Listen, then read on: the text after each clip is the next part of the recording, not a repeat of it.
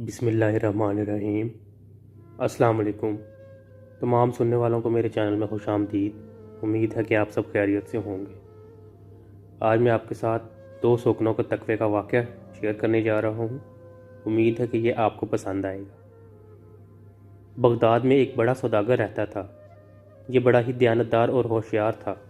खुदा ने इसका कारोबार भी खूब ही चमकाया था। दूर दूर से ख़रीदार इसके पास पहुंचते और अपनी ज़रूरत का सामान ख़रीदते। इसके साथ साथ खुदा ने इसको घरेलू सुख भी दे रखा था। इसकी बीवी नहायत खूबसूरत, नेक, होशियार और सलीकामंद थी।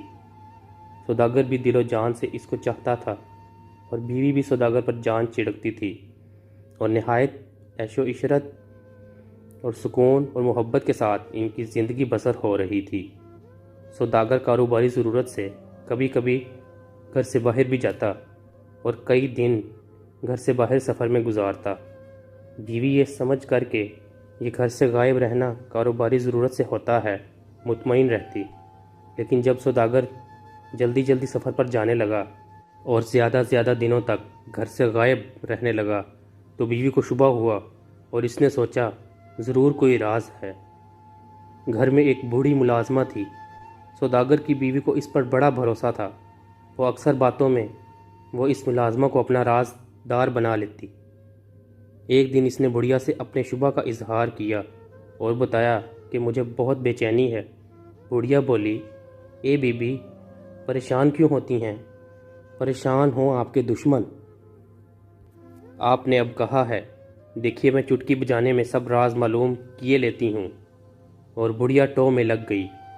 अब जो सौदागर घर से चले तो ये भी पीछे लग गई और आखिरकार इसने पता लगा लिया कि सौदागर साहब ने दूसरी शादी कर ली है और ये घर से गायब होकर इस नई बीवी के पास ऐश करते हैं। बुढ़िया ये राज मालूम करके आई और बीबी को सारा किस्सा सुनाया। सुनते ही बीबी की हालत ख़राब हो गई। शौकन की जलन मशहूर रही है, लेकिन जल्द ही इसी बीबी ने अपने को संभाल लिया और सोचा जो कुछ होना था वो हो ही चुका है। अब मैं परेशान होकर अपनी ज़िंदगी क्यों अजीरन बनाऊं।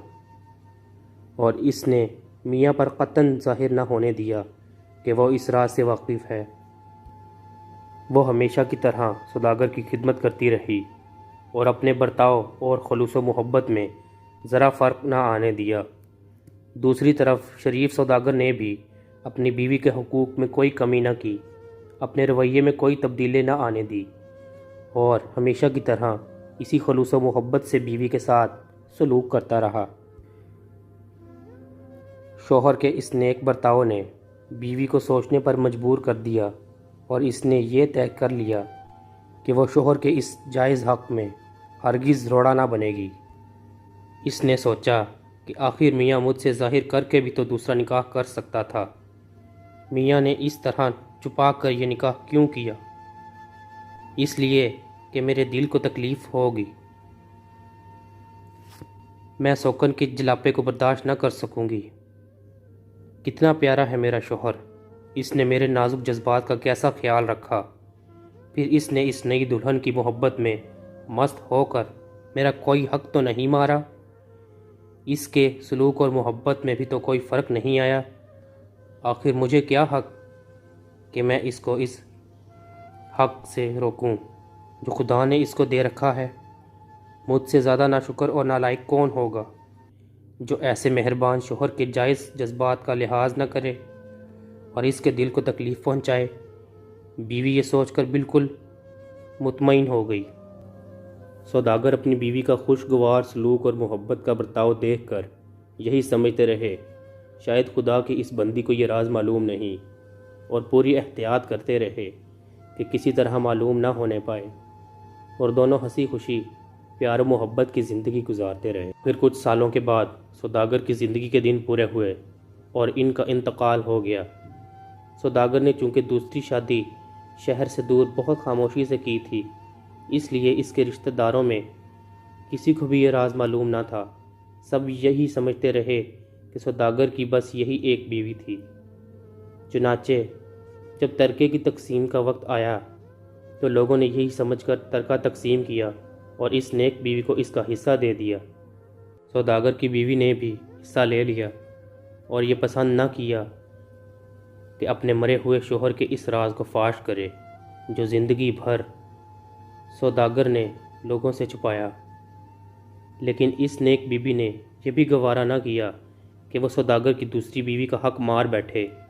بے شک کسی کو یہ خبر نہ تھی اور نہ اس کی طرف سے کوئی دعویٰ کرنے والا تھا، لیکن اس خدا کو تو سب معلوم تھا جس کے حضور ہر انسان کو کھڑے ہو کر اپنے اچھے برے اعمال کا جواب دینا ہے۔ سوداگر کی بیوہ یہ سوچ کر کانپ گئی اور اس نے یہ طے کر لیا کہ جس طرح بھی ہوگا وہ اپنے حصے میں سے آدھی رقم ضرور اپنی سوکن بہن کو بھجوائے گی، اور اس نے ایک نہایت معتبر آدمی کو یہ ساری بات بتا کر اپنے حصے میں سے آدھی رقم حوالے کی اور اپنی سوکن کے پاس روانہ کیا، اور اس کے یہاں کہلوا بھیجا کہ افسوس آپ کے شوہر اس دنیا سے رخصت ہو گئے، اللہ تعالیٰ ان کی مغفرت فرمائے۔ مجھے ان کی جائیداد اور ترکے میں سے جو کچھ ملا ہے اسلامی قانون کی روح سے آپ اس میں برابر کی شریک ہیں۔ میں اپنے حصے کی آدھی رقم آپ کو بھیج رہی ہوں، امید ہے کہ آپ قبول فرمائیں گی۔ یہ پیغام اور رقم بھیج کر نیک بی بی بہت مطمئن تھیں، ان کو ایک روحانی سکون تھا۔ کچھ ہی دنوں میں وہ شخص واپس آ گیا اور اس نے وہ ساری رقم واپس لا کر سوداگر کی بیوی کو دی۔ سوداگر کی بیوہ فکر مند ہوئی اور وجہ پوچھی۔ قاصد نے جیب سے ایک خط نکالا اور کہا، اس کو پڑھ لیجئے، اس میں سب کچھ لکھا ہے، آپ فکر مند نہ ہوں۔ سوداگر کی دوسری بیوی نے خط میں ایسا کیا لکھا، جاننے کے لیے دیکھتے رہیے۔ اسی کا پارٹ 2، سوکن کا سبق آموز خط، نیکسٹ ویڈیو میں۔ امید ہے کہ یہ آپ کو پسند آیا ہوگا۔ اگر آپ کو یہ پسند آیا ہو تو میرے چینل کو سبسکرائب کریں، اسے لائک کریں۔ شکریہ۔